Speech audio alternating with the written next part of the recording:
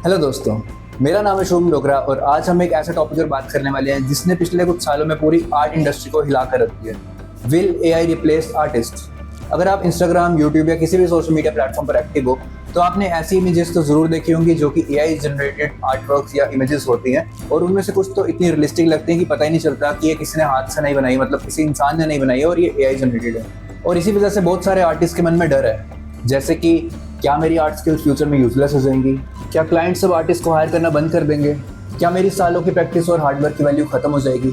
आज की इस वीडियो में मैं आपको कोई इमोशनल आंसर नहीं दूंगा, मैं आपको रियलिटी बताऊंगा। एआई क्या रिप्लेस कर सकते हैं, एआई क्या रिप्लेस नहीं कर सकता है, और सबसे इंपॉर्टेंट, आज के आर्टिस्ट को ग्रो करने के लिए और सस्टेन करने के लिए आगे क्या करना चाहिए। तो वीडियो एंड तक जरूर देखना। पहले ये समझो कि एआई है क्या।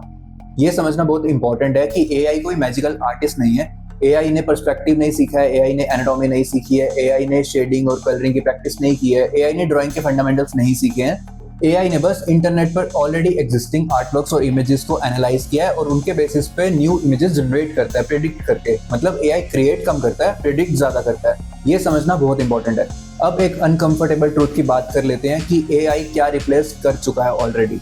ठीक है, तो कुछ एरियाज, कुछ फील्ड्स में एआई ने आर्टिस्ट को ऑलरेडी रिप्लेस कर दिया है, ये बात आप डिनाई नहीं कर सकते।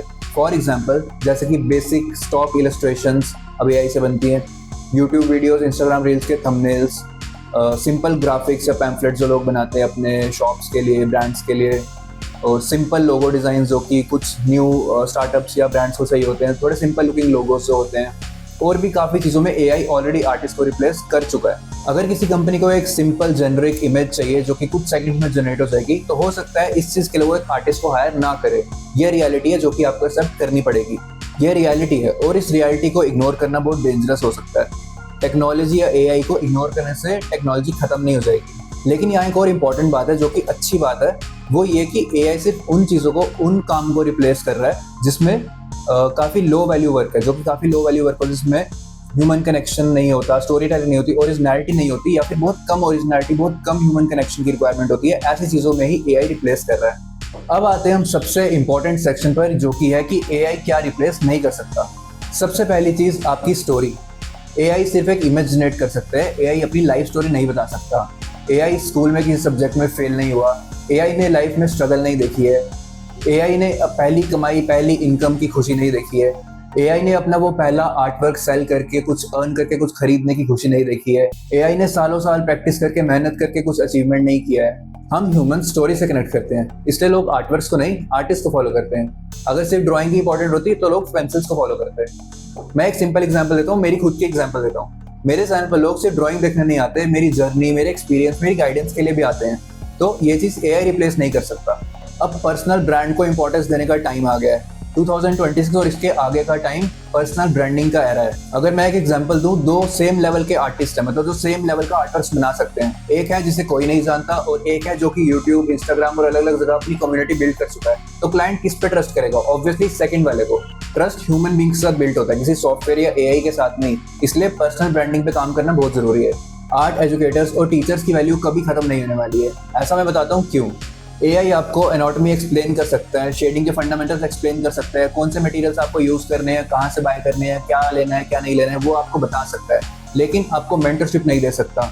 एक टीचर का काम सिर्फ आपको बताना नहीं होता है। टीचर अपने एक्सपीरियंस के बेसिस पे आपको गाइडेंस देता है, अपने सारे एक्सपीरियंस, अपनी जर्नी के बेसिस पे आपको फीडबैक देता है, आपको आपकी मिस्टेक्स बताता है, आपके इंटरेस्ट के हिसाब से आपको क्या करना है, आपको सही डायरेक्शन दिखाता है। एक आर्ट टीचर आपको मोटिवेट करता है, आपकी सिचुएशन समझ के आपको गाइड कर सकता है। ये चीज़ एआई में पॉसिबल नहीं है। ये ह्यूमन इंटरेक्शन है और ह्यूमन इंटरेक्शन की वैल्यू कभी खत्म नहीं हो सकती। अच्छी बातें सुनकर आपको लग रहा होगा कि फिर तो सब सही है, एआई से तो फिर कुछ नहीं होने वाला, मतलब रिप्लेस तो कुछ नहीं होने वाला, सब सही तो चल रहा है। नहीं, अभी हम एक एक्चुअल थ्रेट की बात कर लेते हैं। एक्चुअल थ्रेट क्या है एआई से? सो थ्रेट एआई नहीं है, थ्रेट है एआई की एडेप्टेशन की कमी। हिस्ट्री उठा के देख लो, जब फोटोग्राफी आई थी तब भी आर्टिस्ट डर गए थे कि ये तो as it is photo print हो जाती है, क्लिक हो जाती है, तो हम ड्रॉ या पेंट क्या करेंगे। जब डिजिटल आर्ट स्टार्ट हुआ था तब ट्रेडिशनल आर्टिस्ट डर गए थे। जब सोशल मीडिया पे अलग अलग तरह की टेक्नोलॉजीज आ गई तब भी कुछ क्रिएटर्स डर गए थे। जैसे इंस्टाग्राम पहले नॉर्मल फोटोज पोस्ट करने का प्लेटफॉर्म था, तब आर्टिस्ट पे, मतलब आर्ट पोस्ट पे रीच काफी अच्छी आती थी, सिर्फ फोटोज पोस्ट करते थे सब, आर्ट की वैल्यू अलग थी इंस्टाग्राम पे। फिर रील्स आ गई तो उससे पूरा एल्गोरिथम चेंज हो गया, तब आर्टिस्ट डर गए। लेकिन विनर कौन हुआ? जिसने टेक्नोलॉजी के हिसाब से खुद को अडेप्ट किया, चेंजेस के हिसाब से खुद को अडेप्ट किया, विनर वही हुआ। सो जो लोग टेक्नोलॉजी को समझ गए, मतलब जो लोग एआई को समझ जाएंगे और उसे अपनी एडवांटेज के लिए यूज करने लगेंगे, अब भी विनर वही होंगे। सो फ्यूचर में सक्सेसफुल आर्टिस्ट कौन होगा?